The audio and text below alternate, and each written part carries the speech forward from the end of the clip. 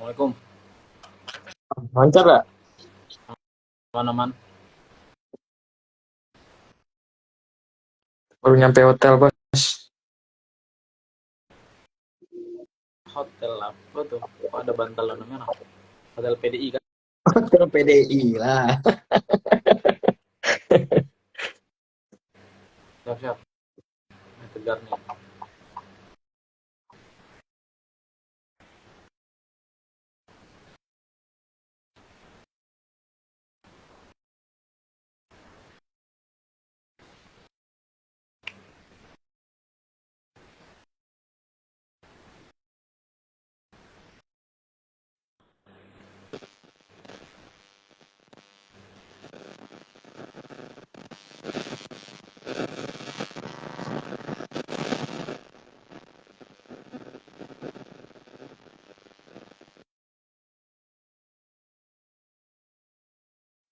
Kita tunggu si Riko.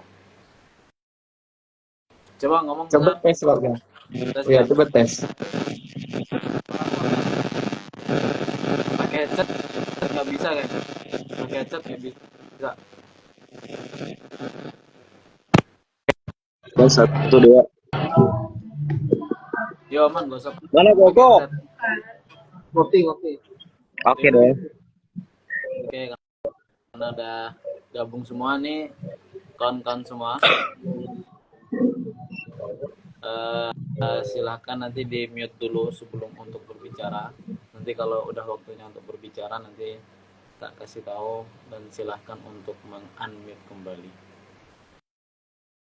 Nih mana si Sultan malah keluar dia kocak.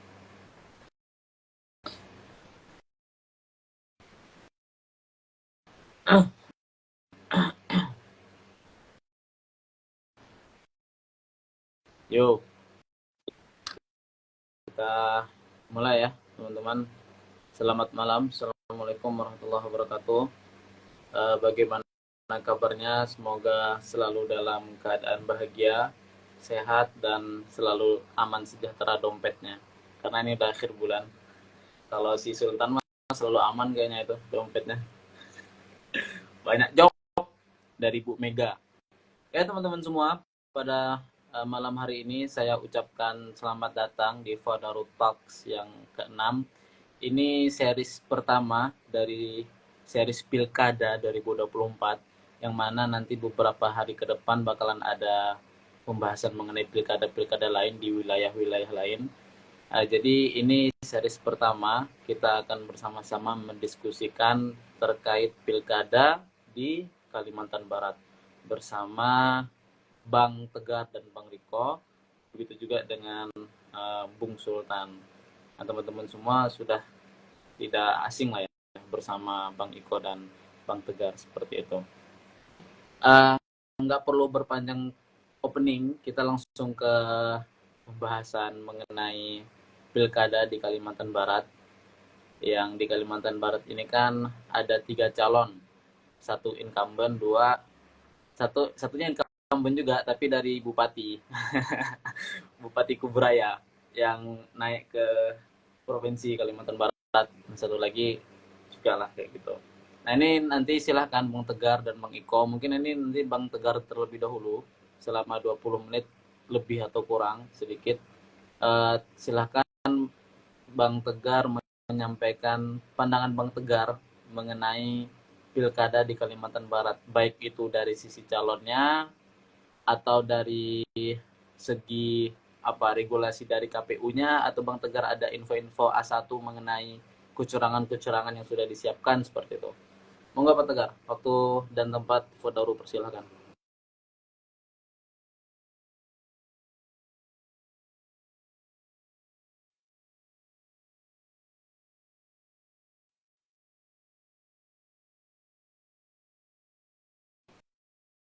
Halo, halo, suaranya belum ada.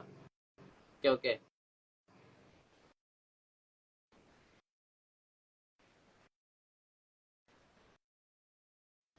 Apa ya? Kayaknya ada trouble ya? Kayaknya ada trouble ya si Tegar. Oke, kita serahkan dulu ke Bang Iko. Bang Tegar Ya, nanti Riko dulu. Riko. Riko. Monggo kok. Aku ya? Aku kan ya? Oh, Gimana ya? Oke, bismillahirrahmanirrahim. Assalamualaikum warahmatullahi wabarakatuh. Komandan Sultan, yang terhormat, Fauzan, Fauzan ya? Fatan. Fatan. Dan juga terhormat Kodaru, forum diskusi arah baru yang diinisiasikan oleh Komandan Sultan Alam Gilang Kesuma.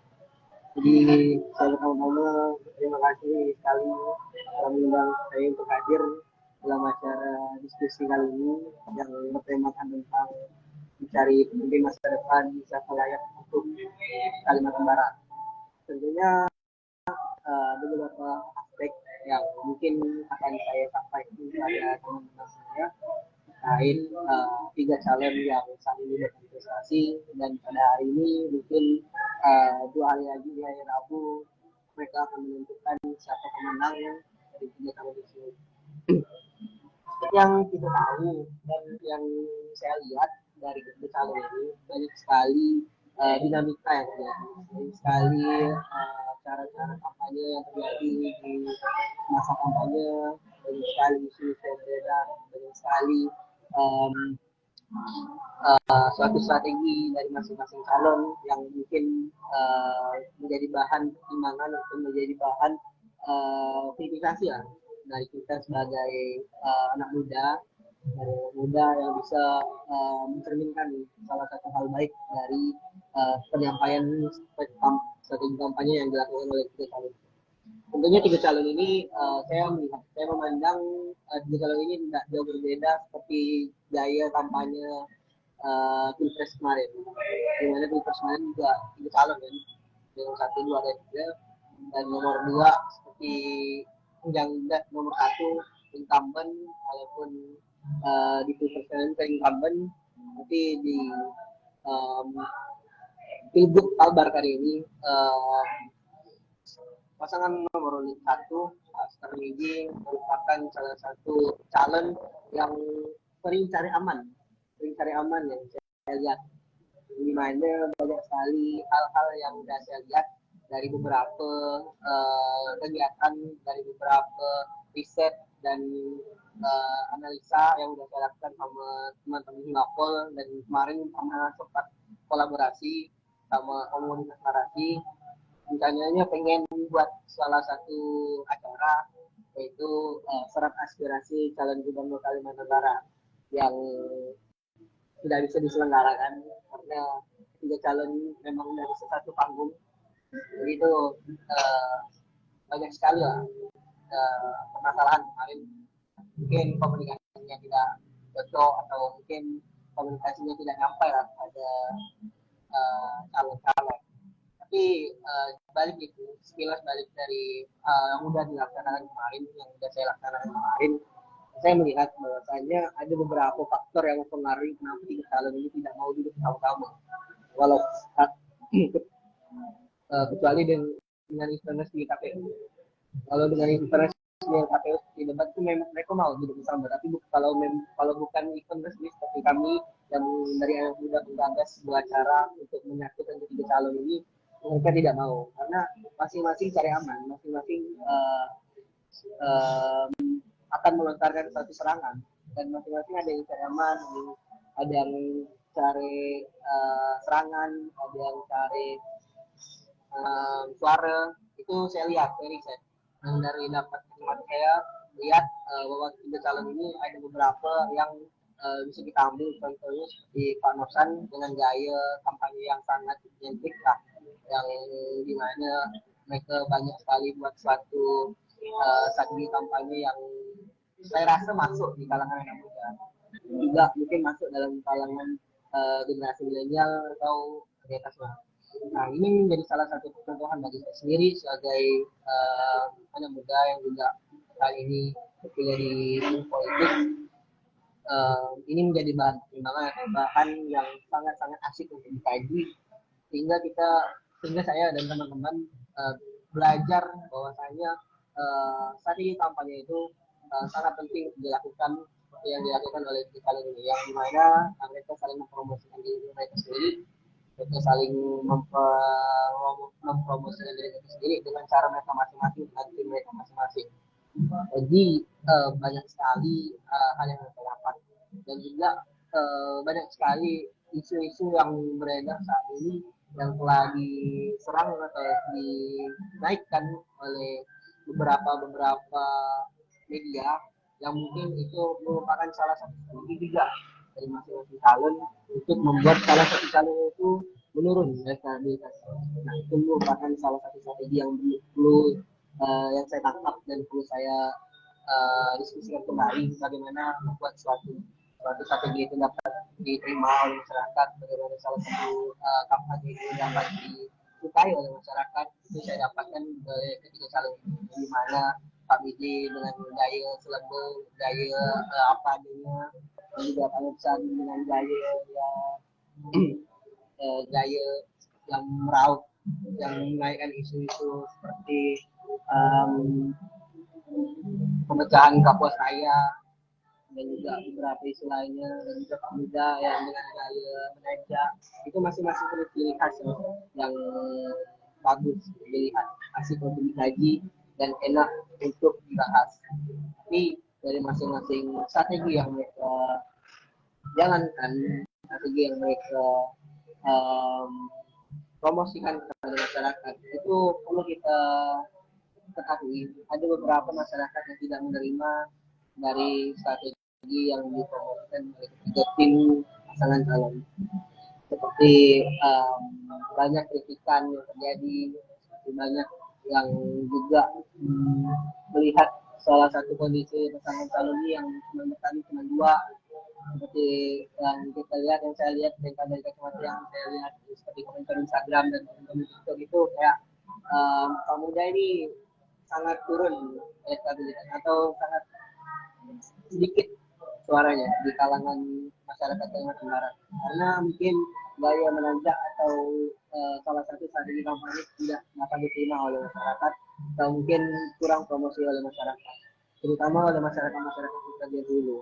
Karena masyarakat yang dulu itu mungkin yang udah saya lihat dari teman-teman saya yang juga beberapa ada dahulu tidak mengenal lebih dalam tentang Muda. Tapi untuk kedua calon, Pak Miji dan Pak Nursan, merupakan calon yang mungkin dapat saya bilang salah satu persaingan yang ketat, karena calon nomor satu dan calon dua saling serang, saling menaikkan isu. Seperti Pak Miji menaikkan isu berbeda oleh Pak Nursan menaikkan isu dana hibah oleh Pak Miji. Nah, ini kan saling serang.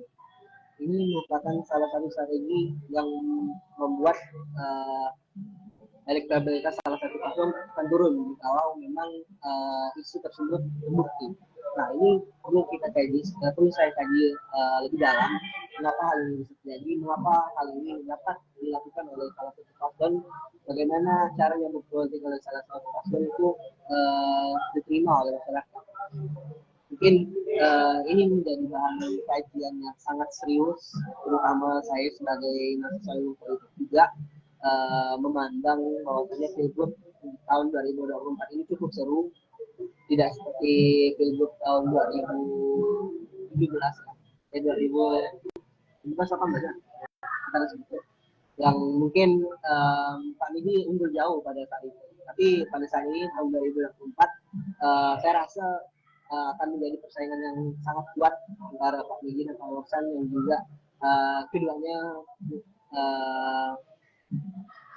juga incumbent wakil gubernur dan wakil gubernur tahun lalu, dan juga mungkin pada saat ini pecah kongsi dan mungkin akan menjadi salah satu ancaman bagi Pak Miji yang kali ini ingin mengkampanyekan atau ingin menarasikan dengan tagline lagi, dan Pak Nursan yang mungkin dengan tagline perubahan atau bagaimana itu merupakan salah satu persaingan yang cukup serius, persaingan yang cukup asik untuk kita lihat, karena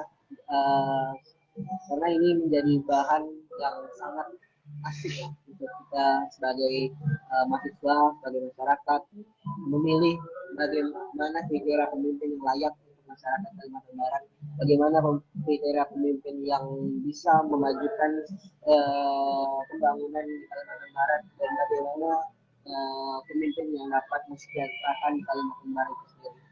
Pemimpin yang layak untuk Kalimantan Barat adalah pemimpin yang dapat bersatu padu untuk menjaga keharmonisan di Kalimantan Barat, yang juga banyak etnis yang ada di Kalimantan Barat itu sendiri, yang juga cukup banyak permasalahan, terutama tentang infrastruktur, pembangunan manusia, dan peningkatan sumber daya, pemanfaatan sumber daya alam, dan peningkatan sumber daya manusia.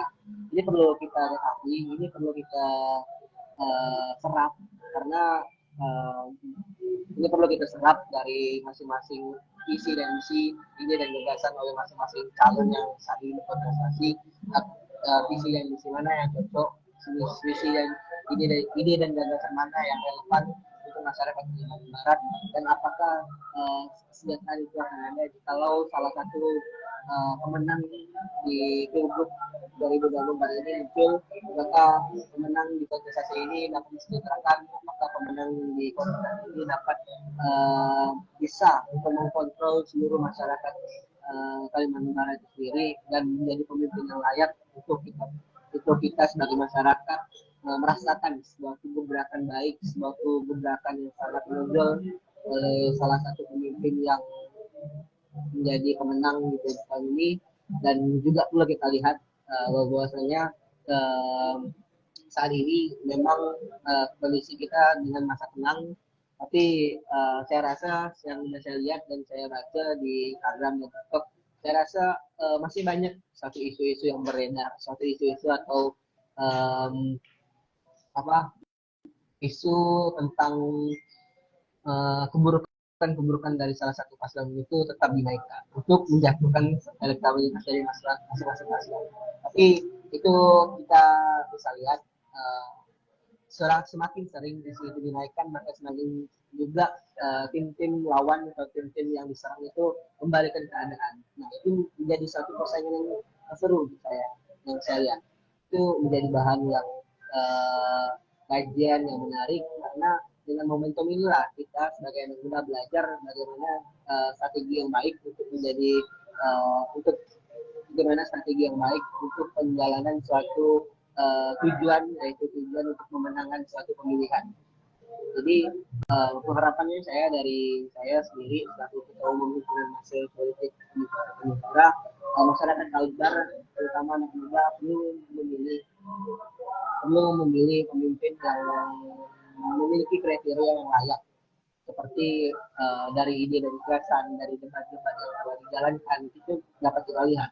Seperti kita lihat banyak sekali ide dan gagasan yang telah dikeluarkan dan telah dikumpulkan oleh masing-masing calon, masing-masing paslon, yang juga itu merupakan suatu teknik marketing penjualan gagasan yang sangat cocok di momen debat itu sendiri, karena dengan debat itu sendiri kita dapat melirik siapa pasangan yang layak untuk memimpin Kalbar selanjutnya, dan siapa pemimpin yang layak untuk menjadi suatu garda ke depan dalam menyongsong kesejahteraan masyarakat di Kalimantan Barat. Mungkin itu saja dari saya. Dari saya harap mungkin bisa dilanjutkan oleh Tegar selaku Sekjen DPM. Silakan. Siap, terima kasih Bang Riko yang sudah menyampaikan pendapat perspektifnya mengenai pilkada di Kalimantan Barat. Cukup kompleks juga apa yang sudah disampaikan sama Bang Riko, dan melihat Bang Riko sendiri sedang berada di sana di Kalimantan Barat, dan Bang Riko tentu lebih tahu lah mengenai kondisi lapangan di sana. Kita lanjut ke Bang Tegar. Monggo Bang Tegar, gimana perspektif Bang Tegar mengenai pilkada 2024 di Kalimantan Barat? Apakah ada info A1 mengenai hal-hal yang masyarakat umum tidak tahu, atau bahkan Kapten Sultan pun nggak tahu? Monggo Bang Tegar, sampaikan. Oke, tes suara kedengaran? Oke, sip, aman. Sebelumnya terima kasih atas kesempatan yang diberikan Bang Fatan. Udah gitu, terima kasih nih juga buat Kandariko atas perspektif barunya gitu dalam dinamika politik Pilkada Kalimantan Barat ini sendiri gitu. Kalau dari saya nggak ada mungkin info A1 gitu. Ya sekedarnya aja biasa aja. Tapi mungkin saat kita bicara pilkada gitu ya, pilkada Kalimantan Barat gitu. Uh, ini cukup menarik dan cukup apa ya? Mungkin cukup kompleks juga, di mana pada pilkada Kalimantan Barat ini ada 3 pasangan calon. Yang pertama itu ada Pak Sutarmiji dan Pak Didi Haryono, yang merupakan mungkin representasi daripada birokrat gitu atau teknokrat, yaitu Pak Miji dan juga ada Pak Didi yang selaku polisi ya. Selanjutnya ada Pak ini Pak Norsan dan Pak Krisantus, yang mana nih Pak Norsan nih sebelumnya sempat bersama gitu dengan Pak Miji menjadi wakil gubernur Kalimantan Barat periode sebelumnya, dan juga Pak Krisantus nih yang merupakan tokoh masyarakat lah gitu. Udah gitu ada Pak Muda dan juga pasangannya Pak Jakius, yang saya rasa udah melalang buana di dinamika politik Kalimantan Barat. Kalau saya sendiri menyoroti daripada pilkada Kalimantan Barat ini, sebenarnya positioningnya sekarang lah ya. Kita bicara, mungkin saya sependapat sama Pak Riko gitu, bahwa Sutarmiji dan Norsan ini ada mungkin pada posisi yang sama gitu, setara gitu, sama-sama kuat, sedangkan disusul oleh Pak Muda yang mungkin kurang dapat exposure atau mungkin kurang menarik gitu, entah itu dalam metode kampanyenya atau mungkin dalam penggalangan massa, atau mungkin di ini sih mungkin juga karena beliau nih nggak punya ini ya, bukan incumbent ya, beliau nih salah satu penantang gitu, ibaratnya beliau menantang dua orang yang pernah jadi gubernur dan wakil gubernur Kalbar gitu, posisinya berat gitu. Dan kalau saya sendiri melihat tuh pada awalnya bahkan tuh yang paling bersemangat gitu, yang paling mulanya gitu berkampanye pilkada Kalbar tuh Pak Muda itu udah gerak duluan gitu dibandingkan Pak Miji maupun Pak Norsan. Tapi saat kita melihat kondisi terkini, justru langkah awal yang dimulai Pak Muda tuh seperti kayak ketertinggalan gitu, mengalami ketertinggalan di antara Pak Miji dan juga Pak Norsan gitu. Menurut saya ada beberapa faktor yang mempengaruhi hal ini gitu. Kalau dari Pak Miji sendiri, benar kalau kata Pak Riko, bahwa dia ini cenderung main aman gitu, udah gitu minim blunder, udah gitu mungkin kalau saya melihat sih dia tuh bukan yang terlalu menggebu-gebu gitu. Kalau kayak Pak Muda tuh dia tuh tipe yang menggebu-gebu, tapi tuh salah tempat mungkin, kayak apa yang diinginkan tuh tidak seperti yang diharapkan oleh masyarakat. Jadi kayak exposure-nya menurun. Dan juga kalau kita lihat sekarang ini, justru yang menurut saya pribadi ya, cara kampanyenya, udah gitu gimana beliau dalam merangkul gitu teman-teman, terutama mungkin anak muda ataupun mahasiswa di lingkungan ya Kalimantan Barat, kayaknya Pak Norsan yang paling bagus deh gitu. Kayak beliau tuh benar-benar sebagaimana kita tahu ya, kayak bahkan turun bersama gitu sama anak-anak muda di Kalimantan Barat, bikin kegiatan bareng gitu. Enggak saya lihat itu di Pak Miji sendiri. Udah gitu apa ya? Kalau kita bahas masalah pilkada Kalimantan Barat tuh, kita juga harus bahas tuh mengenai gimana para masing-masing calon gubernur nih punya mungkin proksinya gitu di masing-masing kabupaten kotanya sendiri. Itu menarik loh di Kalimantan Barat. Kayak gimana di Pontianak Pak Muda di Pak Sutarmiji itu punya adiknya gitu yang maju sebagai calon wali kota Pontianak, nomor urut 2 Bang Mul. Sedangkan Pak Muda dengan Bu Bu siapa namanya itu tuh di Kuburaya gitu, nyalon juga istrinya jadi bupati.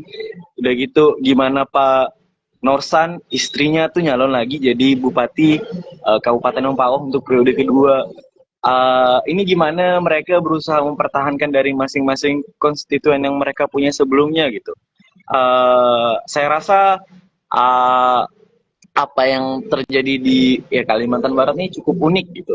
Dimana ibaratnya Pontianak, Mempawah dan Kuburaya tuh saling saling berusaha menguatkan daripada posisinya masing-masing gitu untuk menyongsong daripada uh, pemenangan di provinsi Kalimantan Barat gitu. Dia bikin proksinya di daerah di kabupaten kota buat menyongsong kemenangan dia di provinsi ini gitu. Meskipun saya nggak tahu seberapa efektif itu gitu. Uh, dan juga kalau kita bahas mengenai apa ya, saya kemarin sempat nonton gitu debat debat kepala daerah lah, debat tapi yang debat pertamanya sih itu saya merasa apa ya, mungkin uh, kurang kurang ya dari masing-masing kepala daerah nih, kayak saya nggak melihat sama sekali gimana para kepala daerah ini mungkin fokusnya atau concernnya gitu terhadap ya transportasi publik gitu di daerah Kalimantan Barat gitu. Saya rasa itu menurut saya menarik gitu. Karena kalau dulu tuh pernah ada isu di Kalimantan Barat tuh mau bikin atau mau bangun gitu rel kereta api gitu untuk memudahkan daripada alur barang dan jasa gitu.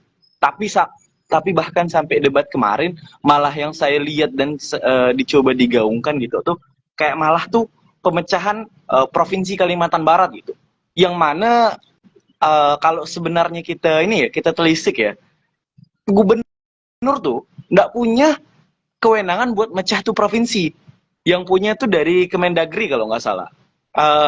Kayak ada sedikit mungkin itu salah satu bentuk atau bagian daripada kampanye masing-masing calon gitu. Yang menurut saya nggak semua masyarakat Kalbar tuh tahu gitu mengenai hal ini. Ya meskipun gimana dengan pembawaan beliau gitu. Beliau bilang bakal bawa ini ke sana. Ya pada akhirnya keputusan itu bukan di gubernur. Mereka nggak punya hal apa-apa terhadap itu. Terus saya juga menyoroti perihal kalau kita bahas kayak siapa sih yang mungkin layak gitu untuk pilkada Kalimantan Barat kali ini. Saya rasa kita move topik dulu. Saya lupa tadi mau ngomong apa. Jadi kalau kita bahas siapa sih yang layak untuk Kalimantan Barat ke depannya, saya rasa para calon yang udah maju, yang udah mendaftarkan diri, yang telah mengikuti daripada rangkaian pilkada Kalimantan Barat ini ya semuanya layak gitu. Saya serahkan kembali kepada masyarakat Kalimantan Barat untuk menilai gitu. Karena kan kalau kita bahas siapa yang layak tuh tergantung preferensi tiap orang gitu. Pada akhirnya beginilah negara ini bekerja gitu dengan proses atau sistem demokrasinya, bahwa yang terpilih nantinya adalah yang memperoleh daripada suara terbanyak di ya di provinsi ini gitu. Saya saya siapapun yang terpilih semoga kedepannya mampu membawa Kalimantan Barat ini ya maju lah gitu kedepannya. Terus apa ya? Ya mungkin kalau dari saya sih itu ya sih Pak Fatan udah Siap. Terima sepanjang kasih. umurku. Ya. Jadi ada beberapa insight baru mengenai proxy ya. Ternyata di masing-masing keluarga calon juga mencalonkan keluarganya di beberapa kabupaten, di beberapa daerah. Dan itu juga mungkin di beberapa kalangan masyarakat awam tidak mengetahui hal tersebut. Dan itu juga mungkin bisa jadi topik hangat ya ketika kita membahas bagaimana lingkaran keluarga ikut dalam perpolitikan. Nah, kemarin kan isu tentang Gibran itu kan menjadi isu seksi ya, mengenai keluarga jadi politisi, melanjutkan kerja bapaknya. Ini istrinya sendiri juga seperti suaminya. Ini Kapten Sultan, gimana Kapten Sultan mengenai Pilkada Kalbar ini setelah disampaikan oleh dua pejabat penting, Bang Riko dan Bang Tegar di Pontianak sana. Posisi Anda sekarang sedang di mana?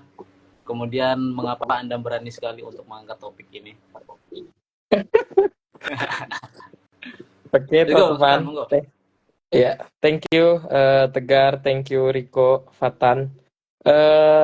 Pertama mungkin penting mengangkat isu ini karena kita berempat ini sama-sama ber-KTP Kalimantan Barat ya.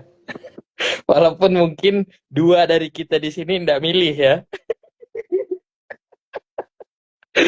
karena ndak ngurus soal perpindahan KTP pemilih. Nah, itu yang pertama. Jadi penting kemudian kenapa kemudian Fodaru mengangkat ini pertama kali Kalimantan Barat. Kenapa Kalimantan Barat? Ya karena sebagian besar dari kita di sini ya perlu memikirkan tentang masa depan daerah kita gitu. Masa depan daerah kita ini bukan hanya untuk kita gitu, termasuk untuk keluarga kita, kemudian untuk anak-anak kita, kemudian di masa depan gitu misalnya. Itu yang pertama kenapa penting. Yang kedua adalah ada 3 calon tadi udah dibedah lah sama Riko sama Tegar gitu, soal politik praktisnya lah ya. Politik praktis tuh maksudnya siapa bertarung dengan siapa, dengan partai apa, proksinya apa, memasang siapa dan seterusnya tuh itu mungkin udah jelas lah, kita TST lah, itu rahasia publik gitu, semua orang juga sudah tahu gitu. Nah cuman yang menjadi catatan saya pribadi itu pertama adalah semua politisi itu perlu setidaknya 5 tas dalam kalau dia pengen jadi seorang politisi itu. Pertama dia perlu popularitas, yang kedua dia perlu elektabilitas. Dia populer belum tentu dia punya elektabilitas gitu. Kalau di Jakarta tuh ada Pramono dulu 0, sekian elektabilitasnya, populernya juga orang kenal gitu, tapi sekarang naik gitu. Nah, jadi ada popularitas, elektabilitas, ada kapasitas. Kapasitas nih dia apa namanya? Sebagus apa sih dia bisa memimpin gitu. Nah, yang ketiga adalah integritas. Dia udah memimpin nih, tiba-tiba korupsi gitu. Nah, kayak gubernur Bengkulu yang tiba-tiba sekarang lagi viral, korupsi 7 miliar buat dana pilkada tuh. Nah, seberapa integritasnya? Nah, yang terakhir ini, isi tas. Nah, mau nyalon tuh perlu isi tas. Nggak punya isi tas kalau sekarang tuh. Karena itu gitu. Nah, jadi kayaknya itu semua udah dibedah tadi. Soal 5 itu mungkin popularitas, elektabilitas itu mungkin udah dibedah sama Riko, Tegar itu. Cuman yang perlu saya highlight adalah yang kedua ini. Yang kedua adalah apa visi misi 3 orang ini gitu. 3 orang ini untuk Kalimantan Barat minimal 5 tahun ke depan nanti. Kan mereka pasca terpilih kan pasti akan bikin tuh nanti RPJMD dan seterusnya itu dari visi misinya itu. Nah, kalau kita baca visi dan misinya tuh kayak basi gitu loh, paham nggak sih? Ini in my opinion ya, kayak basi banget gitu loh. Semua visi misi yang mereka tuangkan tidak bermaksud merendahkan siapapun ya, tidak bermaksud merendahkan siapapun. Tapi untuk daerah sestrategis Kalimantan Barat gitu, sestrategis Kalimantan Barat, kemudian ada 3 orang yang mengaku pemimpin terbaik gitu, anak daerah terbaik yang layak untuk memimpin daerah dengan hampir berapa juta penduduk Kalimantan Barat tuh, hampir 3 juta kan, memimpin 3 juta penduduk gitu.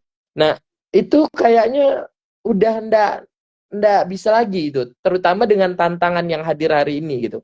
Kalimantan Barat ini pertama dia akan jadi daerah penyangga IKN. Nah, daerah penyangga IKN itu ibaratkan kalau sekarang ada Jakarta, nah Kalimantan Barat tuh mungkin Jawa Timurnya gitu mungkin, atau Jawa Tengahnya gitu. Nah, kira-kira siap enggak pemimpin ini dalam 5 tahun, 10 tahun ke depan itu memberikan apa namanya? Memberikan visi misi yang pas gitu untuk dia memimpin daerah yang nanti akan jadi penyangga IKN gitu. Yang kedua, kita tuh berbatasan dengan Malaysia. Berbatasan dengan Malaysia. Nah, Malaysia hari ini itu PDB, kalau dihitung dari PDB, kita tuh nomor 4 gitu. Sedangkan Malaysia tuh nomor 3. Sorry, kita tuh nomor 6 atau nomor 5 gitu. di se-ASEAN ya, se-ASEAN. Nah, sedangkan Malaysia itu nomor 2 atau nomor 3 gitu kalau nggak salah. Nah, itu jomplang banget gitu. Akhirnya apa? Kalau kita temukan sekarang masalah yang paling banyak apa? Orang lebih pengen kerja di Malaysia ketimbang kerja di Kalimantan Barat gitu. Akhirnya banyak yang jadi PMI dan seterusnya gitu. Termasuk yang jadi PMI ilegal. Kebetulan skripsi saya bakal ngungkit tentang PMI ilegal di perbatasan Kucing Indonesia gitu. Nah, itu kan yang perlu kita lihat gitu. Yang terakhir, yang kemudian lagi apa? Sumber daya gitu. Kita tahu lah Kalimantan Barat tuh sumber dayanya berlimpah-limpah gitu. Yang itu ternyata hanya dikuasai oleh segelintir orang. Salah satu yang paling seksi itu kalau pernah dengar di Melawi itu ada Bukit Uranium. Uranium itu bahan baku nuklir. Nah, bahan baku nuklir. Itu satu bukit di Melawi itu. Itu baru ini, belum lagi bauksit-nya. Dan terakhir kan isu-isunya Prabowo ini bakal mengembangkan PLTN. Nah, salah satu daerah potensial yang akan dibangun PLTN tuh pembangkit listrik tenaga nuklir ya maksudnya ini. Itu ada di mana? Di Bengkayang, daerah Bengkayang, daerah Singkawang tuh. Nah, ini kan perlu pemimpin yang bukan sekedar bicara saya mewakili harmoni suku Dayak, saya mewakili harmoni suku Melayu, saya bukan hanya soal sentimen primordial itu gitu yang kita butuhkan dari. Kalau kita lihat, coba lihat sekarang pemimpin calon dari 3 calon itu, kalau nggak di endorse sama artis goyang-goyang lagu Abang Jago apa segala macam itu JJJJ itu nggak ada yang ditampilkan gitu loh. Oke ya, kalau disuruh yang mana yang bagus, tentu aku akan bilang yang bagus salah satunya yang memperlihatkan rekam jejaknya gitu. Misal Sutarmiji gitu. Dia kasih tahu loh rekam jejaknya, bangun jalan sekian kilometer gitu. Bangun sekolah sekian ribu SMA, bangun rumah sakit ini ada. Nah, itu loh yang kita mau gitu. Pemimpin yang memperlihatkan rekam jejaknya gitu, bahwa dia itu layak memimpin gitu. Tapi kalau yang disentuh itu isu primordial itu sentimen kesukuan ya, yang emang nggak pernah selesai di Kalimantan Barat itu. Nah, coba pemimpin-pemimpin kita tuh ngomongnya apa? Tantangan climate change. Terakhir Pontianak kemarin banjir kan? Banjir yang berapa hari, Ayani apa segala macam itu banjir sampai yang daerah-daerah nggak pernah masuk itu. Itu kan seharusnya dipikiran. Kemudian belum lagi daerah-daerah yang udah bekas-bekas tambang tuh, daerah-daerah bekas tambang yang galian-galian tambang tuh, itu kan jadi kerusakan alam gitu. Belum lagi, nah itu kan harus apa ya masalahnya? Harus dipikirkan oleh pemimpin kita masa depan gitu, bahwa daerah ini itu bukan hanya untuk 5 tahun ke depan gitu, tapi bisa sampai puluhan tahun ke depan gitu. Nah, dari 3 pemimpin ini mana yang kira-kira menampilkan itu? Kalau in my opinion belum ada yang seserius itu ya. Nah, tapi kalau ditanya keberpihakan, tentu salah satu itu adalah yang cocok gitu. Tapi ya itu, kita tuh mengharapkan pemimpin yang benar-benar bilang ini loh gagasan yang ingin kita bangun dari Kalimantan Barat itu gitu. Kalau kita nonton debat-debatnya tuh apa? Saling sindir soal data, apa segala macam gitu. Nah, yang oke, itu perlu lah ya, menampilkan data tuh dalam debat tentu perlu gitu. Tapi kan coba bisa nggak lebih spesifik lagi gitu, tantangan-tantangan yang akan kita hadapi. Berapa indikator IPM kita tuh naik atau enggak, jumlah kemiskinan tuh bertambah atau berkurang gitu. Nah, ini kan yang perlu diharapkan dari 3 pemimpin ini. Kalau dari aku sih, kita tentu berharap ya dari 3 calon pemimpin kita ini, baik Sutarmiji ke, baik Ria Norsan ke, baik Muda Mahendrawan nih ke. Aku nggak peduli lah ya siapa yang terpilih. Benar-benar gitu loh, menginfluence visi misi isi otaknya kepada rakyat gitu. Tentu kita nggak ingin yang aneh-aneh ya. Kalau di Jakarta tuh ada tuh calon gubernur yang aneh-aneh visi misinya. Enggak, kita ingin yang jelas, konkret, substantif gitu. Yang kira-kira selesai dilantik bekerja untuk rakyat gitu. Mengurangi angka kemiskinan, memperbaiki sumber daya alam sebagai daerah-daerah strategis gitu. Nah, itu yang kita harapkan dari pemimpin-pemimpin kita nih. Nah, tentu sebagai kita nih anak muda yang mungkin kita tidak tahu Tegar yang bakal jadi gubernur ke nanti bersaing dengan Riko yang jadi wakil gubernurnya atau gubernur rivalnya gitu. Nah, kita kan perlu sama-sama memikirkan daerah kita nih gitu. Bukan hanya untuk 5 tahun ke depan, tapi 20 tahun ke depan, 1 dekade, 2 dekade ke depan gitu. Nah, karena akan berdampak bagi kita dan bukan hanya kita dan tapi orang-orang sekitar kita, orang tua kita, anak-anak kita kalau kita udah menikah, keluarga-keluarga kita gitu. Nah, itu yang kenapa penting untuk kita peduli terhadap ya minimal misal Umi pengen jadi Bati Sambas gitu. Kan kita perlu perlu perlu mikirkan gitu. Apa namanya? Daerah kita ke depan tuh apa gitu. Makanya misal ya, ini saran aja, misal teman-teman di sini kan mungkin lagi garap skripsi nih atau nanti depan ini skripsi. Minimal tuh skripsinya tuh ada apa ya? Soal soal lokal daerah gitu. Misal saya gitu ya. Saya sekarang jurusan hubungan internasional. Nah, salah satu yang akan saya angkat adalah tentang pekerja migran ilegal, bukan ilegal kalau sekarang tuh. Pekerja migran Indonesia unprocedural di perbatasan Sarawak dengan Indonesia gitu. Nah, minimal kita punya kontribusi terhadap daerah kita. Kita mikirkan daerah kita mulai dari sekarang gitu. Kita sekarang umur 20-an gitu. Nah, nanti dalam waktu 10 tahun ke depan udah 30-an ya udah mungkin ada beberapa teman Tegar, teman Riko, teman kita-kita ini yang udah jadi anggota dewan kan sekarang. Nah, itu kan itu kan artinya emang udah masanya kita gitu untuk memikirkan daerah kita. Maka termasuk dalam pilgub ini gitu. Siapa dari 3 ini yang kira-kira layak gitu untuk kita pilih gitu. Kita pilih bukan karena dia banyak duit ya, bukan karena dia ngasih duit ke kita gitu, atau karena kita tim dia gitu, atau karena kita, tapi isi otak dia tuh apa untuk daerah kita gitu. Isi pikiran dia tuh apa untuk daerah kita gitu. Tapi kalau tadi soal bangun dinasti apa segala macam itu itu tema yang lain lah ya. Itu tema yang lain lah. Mas, dari 3 ini kan tiga-tiganya nih punya proksi tadi seperti yang bilang Tegar. Ada yang adiknya, ada yang bininya, istrinya gitu. Nah, maka dalam forum ini juga saya juga ngajak teman-teman yang ada di Kalimantan Barat, terutama anak-anak muda, teman-teman saya yang banyak lah di Kalimantan Barat tuh untuk hari ini mikirkan daerah kita gitu. Mikirkan daerah kita ini bukan hanya untuk kita sendiri, tapi untuk orang-orang di sekitar kita. Keluarga kita, masa depan kita gitu. Termasuk mulai dari mana?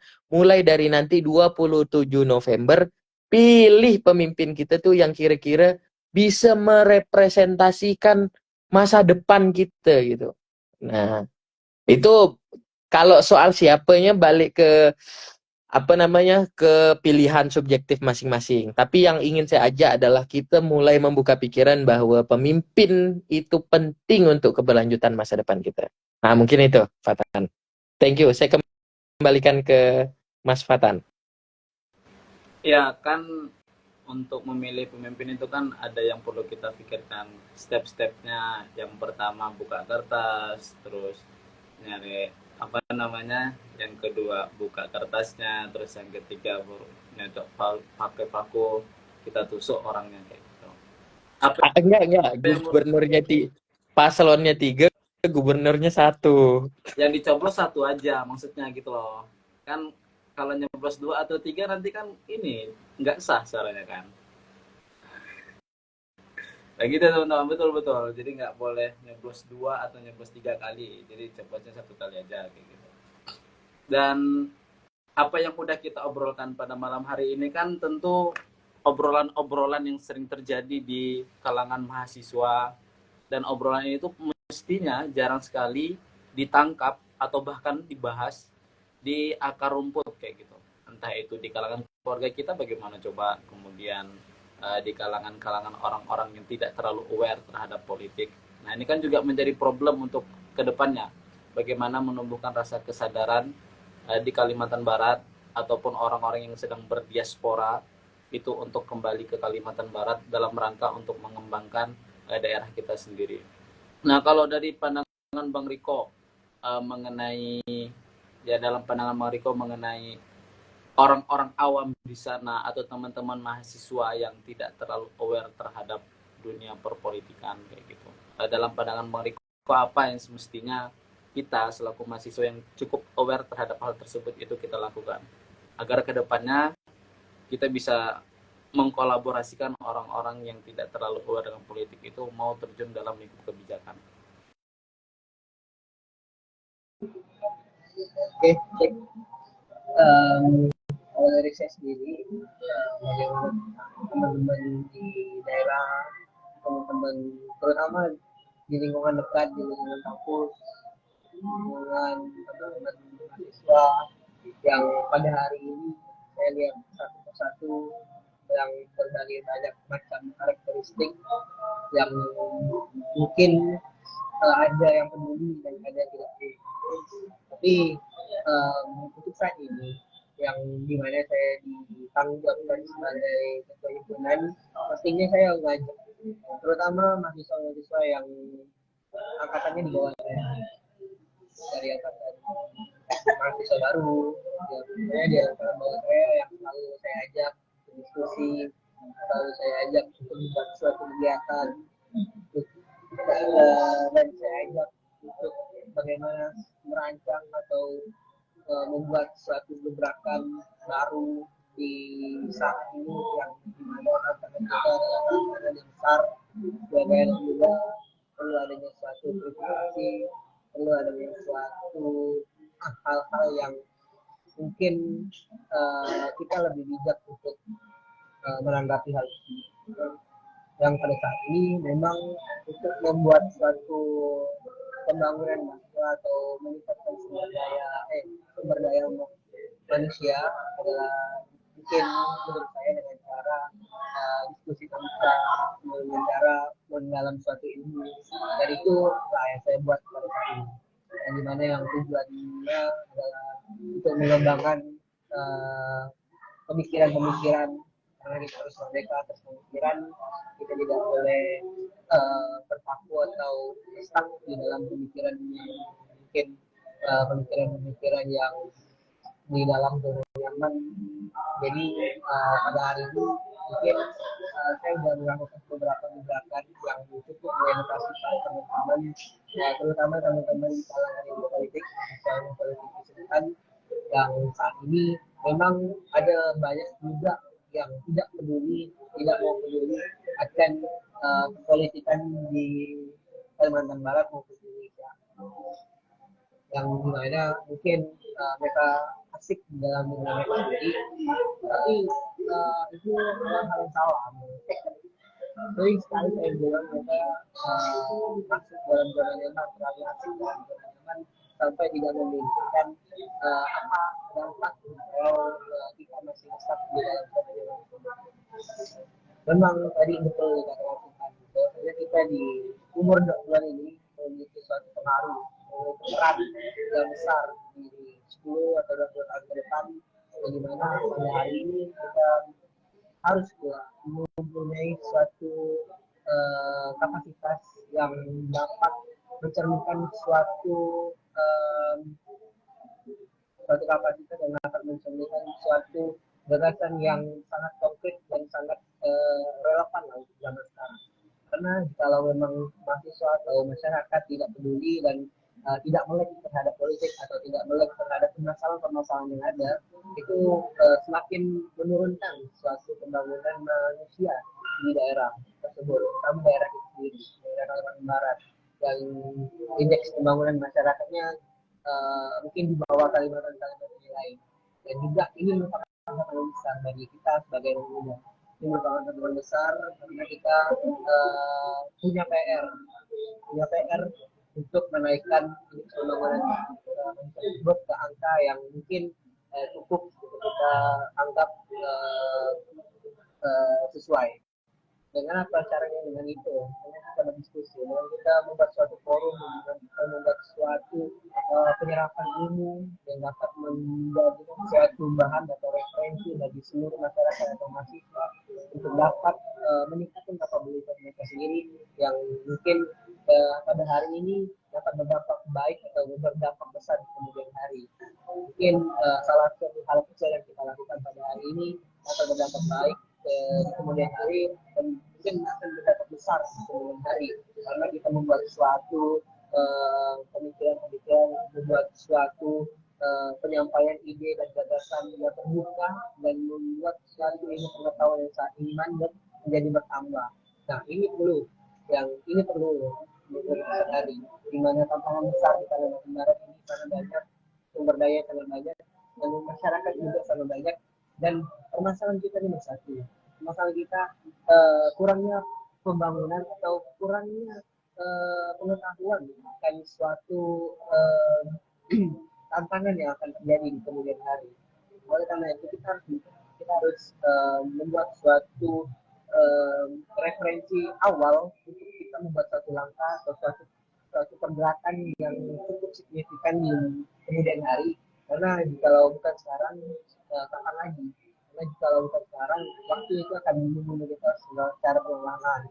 Karena waktu itu sangat menyulitkan, mungkin kita harus terus menghargai waktu yang saya anggap mungkin pada saat inilah momen yang pas, momen yang cocok untuk kita sama-sama memberikan suatu edukasi, untuk kita sama-sama memberikan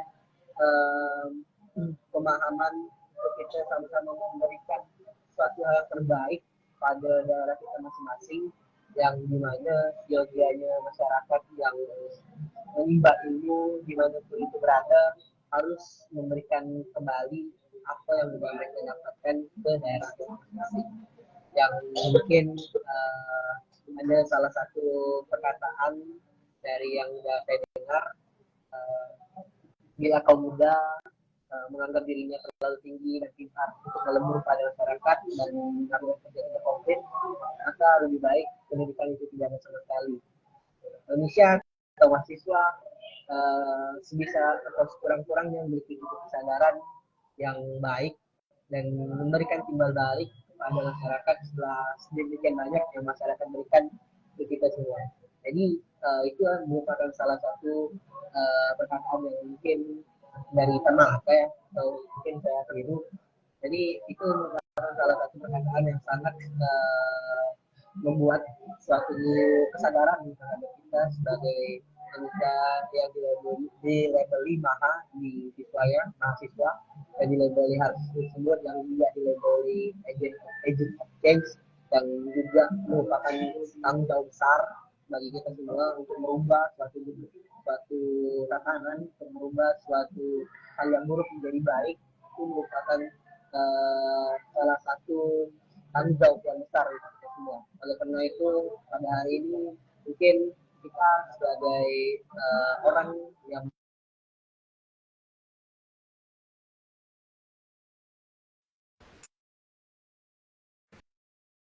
Sorry, suaranya hilang. Kok? Sorry, suaranya hilang.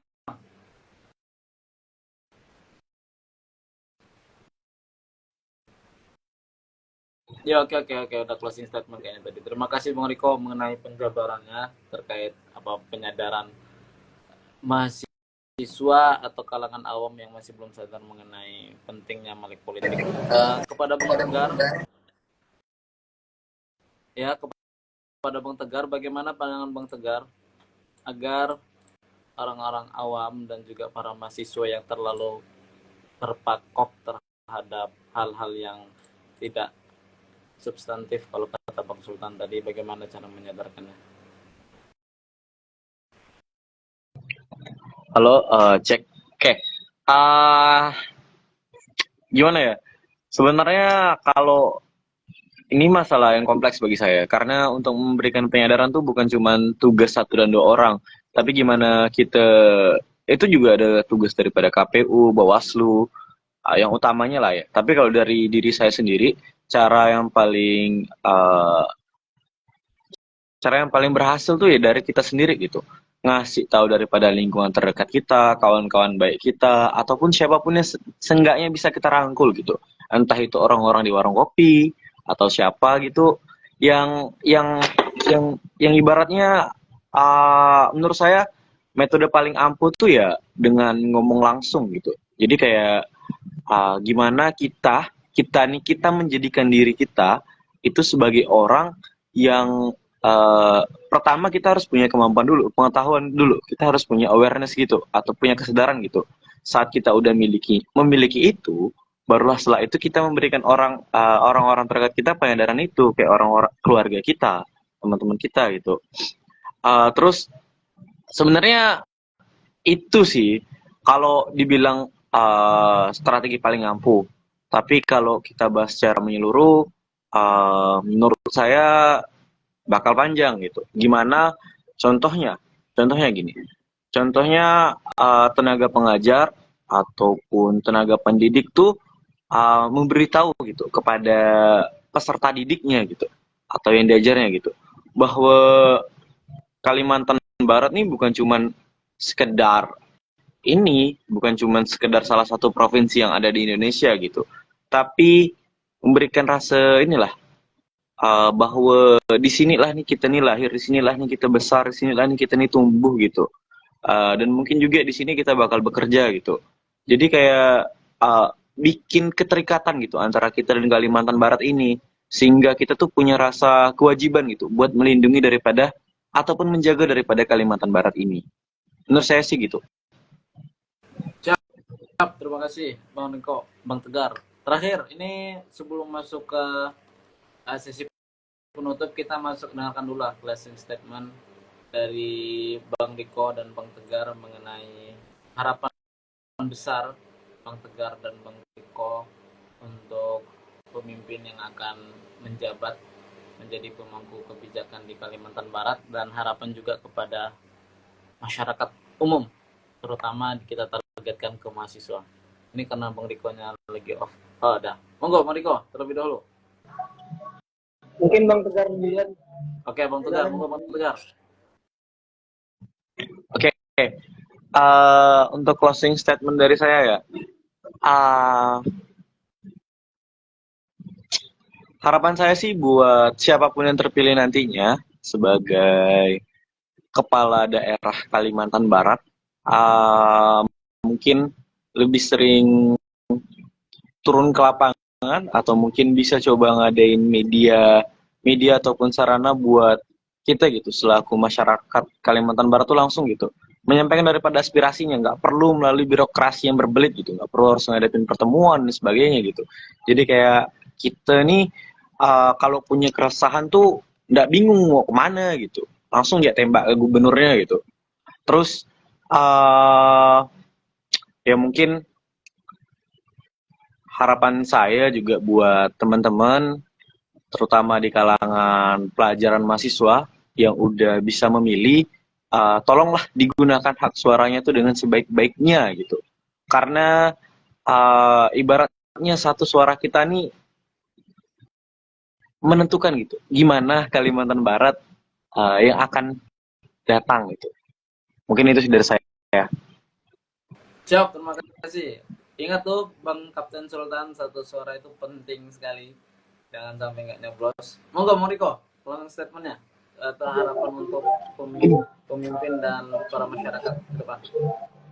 Oke, mungkin dari saya nggak harapan yang mungkin dari diri saya pribadi dan juga mungkin harapan ini bisa direalisasikan oleh pemimpin yang terpilih nantinya.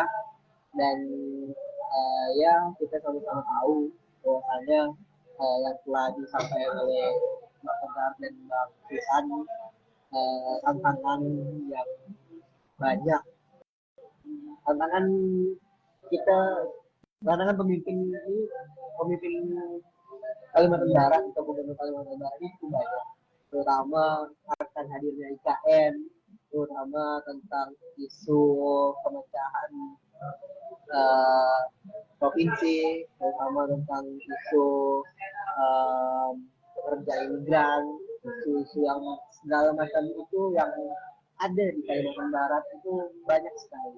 Jadi kita perlu pemimpin yang betul-betul tahu, betul-betul punya kapabilitas, punya kapasitas yang mumpuni, yang memiliki pemikiran atau ide atau gagasan yang sangat-sangat relevan, sangat-sangat cocok untuk kita jadikan pemimpin yang saat ini memimpin kita sebagai masyarakat Kalimantan Barat. Itu perlu adanya di dalam diri pemimpin dan terpilih.